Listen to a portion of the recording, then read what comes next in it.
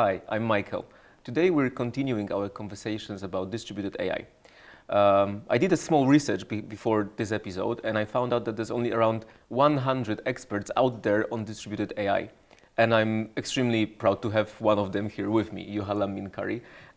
Today we're going to dive a bit deeper into the actual benefits and applications of distributed AI. Really looking forward to having this another round of questions with you. I'm looking forward to this small sparring. What I'd like to start with is that obviously AI is on everyone's to-do list now. It's every other decision maker is somehow looking to take a closer look at it in a nearer or further future. But is distributed AI also something they are aware of? What do you reckon? They are hoping that there was something that distributed AI could offer them. At the moment, the limitations of traditional AI is not that well understood because there is these huge companies that have created their AI, deep minds and such, that have created their AI's applications from scratch without the legacy problems, without the harmonization problems, and they are thinking that, okay, we can do the same. Well, they can't. There's the legacy, there's the harmonization, there's the work to be done before even considering starting teaching the ML models. So there's AI that pops out of fridge right now, that's how trending it is. And then people look at it, and those who actually go to the next level with it quickly realize that applying it, if I understand it correctly, is not going to be as easy as with OpenAI when they started everything from scratch. Because if you are a bank or an insurer with few dozens of years of legacy, then applying AI is not a piece of cake. It's not going to be something that's going to happen overnight. Is that correct? Yeah, that is correct. So basically, what would happen is that you'd have tens of people gathering data from all of those systems, manually transforming it into a harmonized data set, teaching a machine learning model, and then when they wanted to run data through it, the whole thing starts again.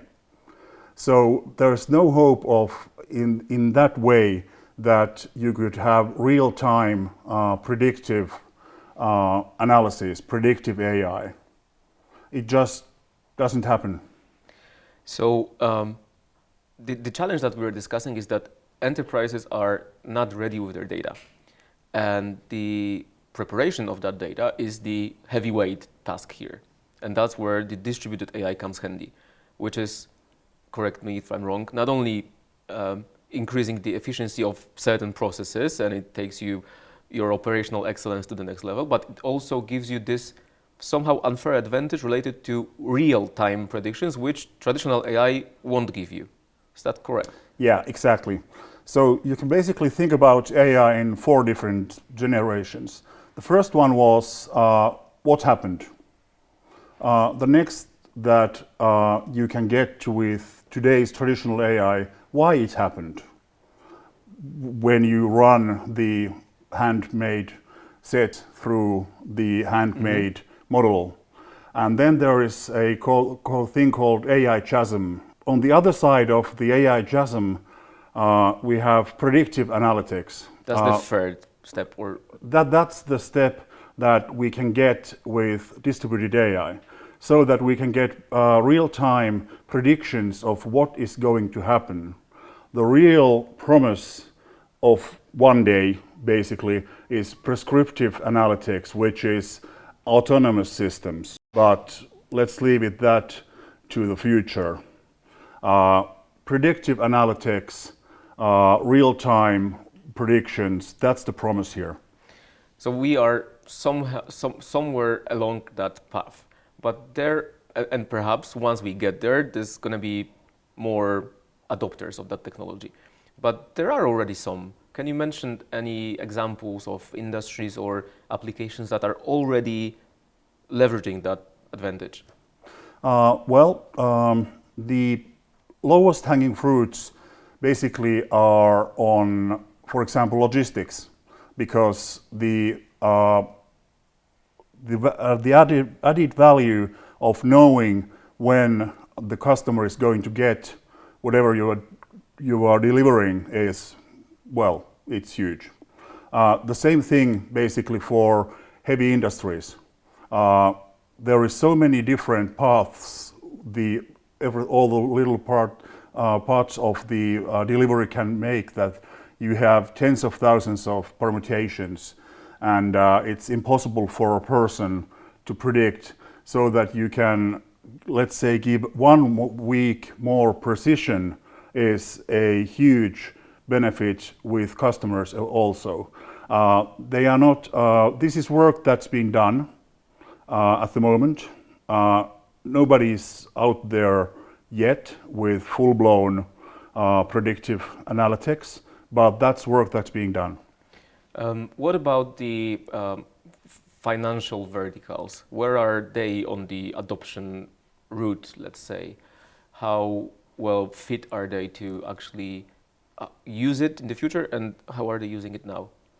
KYC and AML world, they are approaching predictive capabilities. They are not, they are leveraging the traditional way of doing stuff with a huge European-wide data center costing heaps of money and being built for years now. But there is work, and they've, let's say, woken to the possibility of having real-time predictions using distributed AI. But it's still work ongoing. Perhaps steering the situation here again a bit, is adopting AI the only way moving forward? What I mean here is that, as said, AI is on everyone's list. Will everyone reach the conclusion that they are actually able to use that technology? Well, you have to have a use case. Okay. So what's a good use case?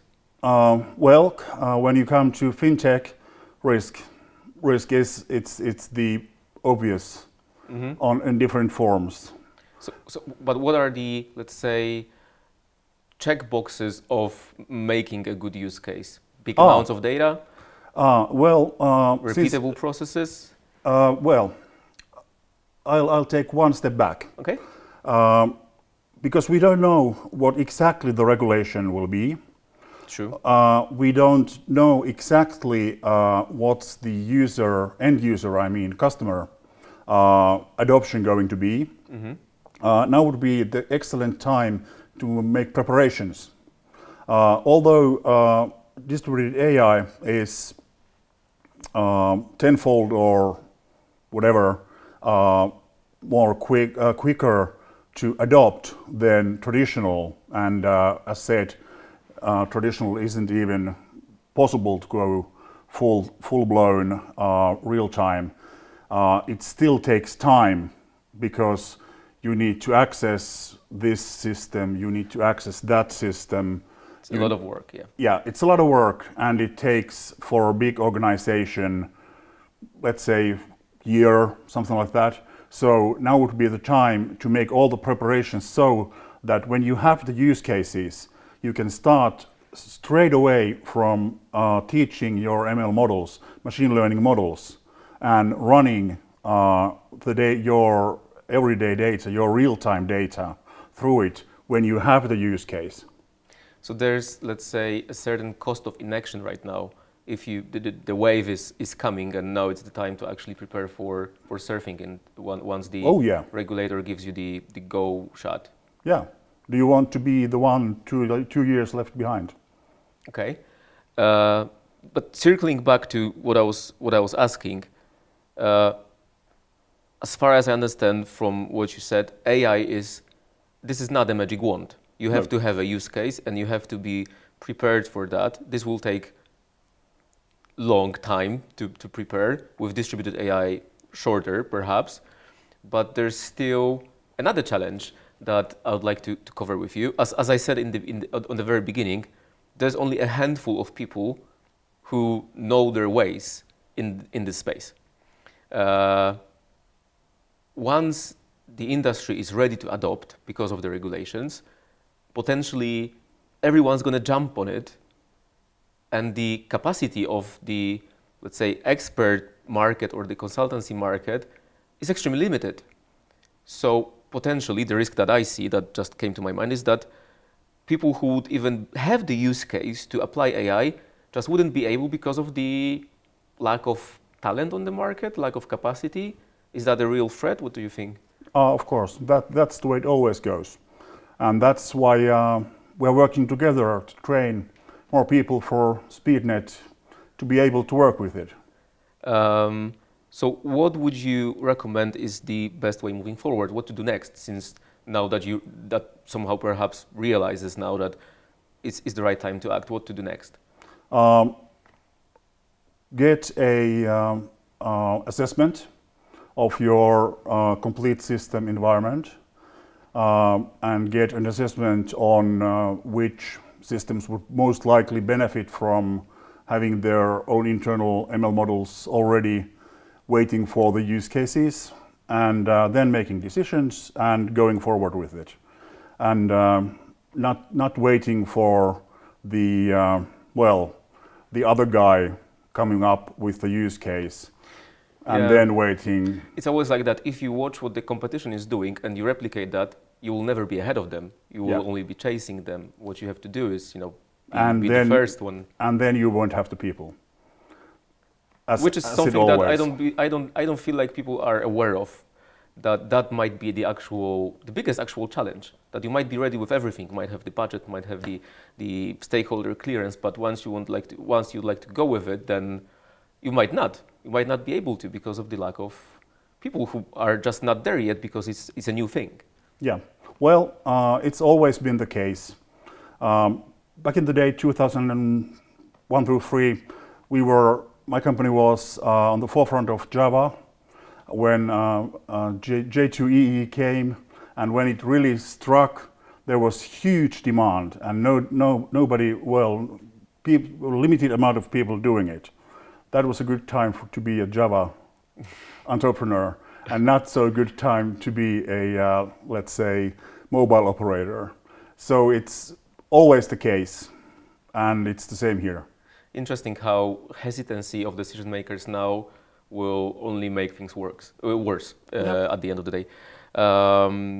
Thank you for shedding more light on that, and thank you for having this chat. And thank you, our viewers, for being with us here today. Wrapping this conversation up, we started with why potentially decision makers are hesitant with AI and distributed AI, but we quickly moved to the cost of inaction and not only the negative aspects that can touch you or that you can face when not acting, but also the positive aspects and the opportunities of adding value that will give you the competitive advantage when actually taking a look at it now instead of waiting for others to do it first. Hope you'll find it interesting. Let us know. Thanks. Bye.